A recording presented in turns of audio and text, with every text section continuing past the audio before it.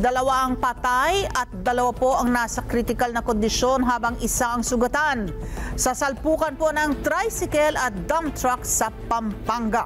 Kabilang sa nasawi ang isang 5 taong gulang na batang lalaki. Si Jim Tejano sa balitang yan.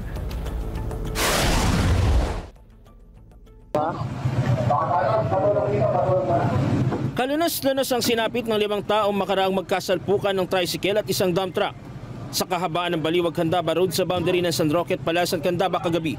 Dead on the spot ang isang 5 taong gulang na batang babae, habang dead on arrival ang pasahero lalaki na nasa edad 47 taong gulang. Critical naman ang kondisyon ng isang bata at ang ama na siyang nagmamaneho ng tricycle, na sa ngayon ay kailangan sumailalim sa operasyon dahil sa matinding tinamo ng dalawa. Ang kinakasamang babae ng tricycle driver nasa maayos ng kondisyon matapos magtamo ng sugat sa iba't ibang bahagi ng katawan. Agad namang nakaresponde ang mga otoridad sa lugar. Nagtulong-tulong silang alisin ang lalaking naipit sa loob ng tricycle. Ngayon, rumisponde kami, nadat na namin doon. Isang bata, nakatihaya na, patay na. Yung driver nasa gilid. Hindi naman lubos maisip ngayon ng kaanak ng mga biktima ang nangyari. Yung 2 years old po, tsaka po yung tricycle driver po.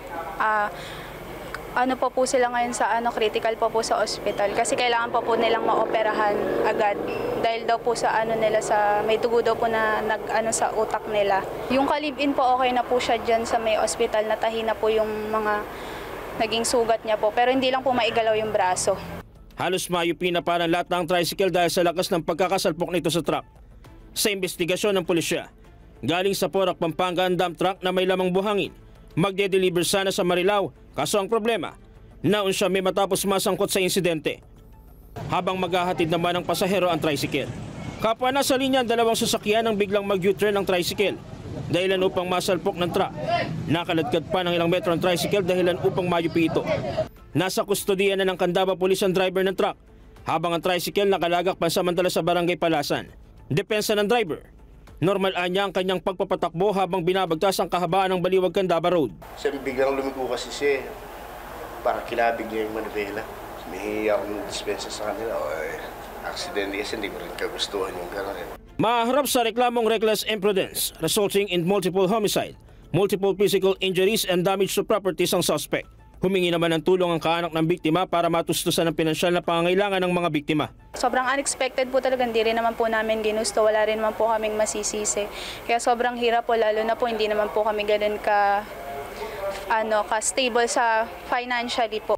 Jim Tejano, para sa mata ng Agila, matatag, matapang, matapat. Maraming salamat sa inyo pong pagsubaybay sa Mata ng Agila Primetime. Para malaman ang matatag, matapang at matapat na mga balita, i-follow lamang at mag-subscribe sa AtNet25 TV.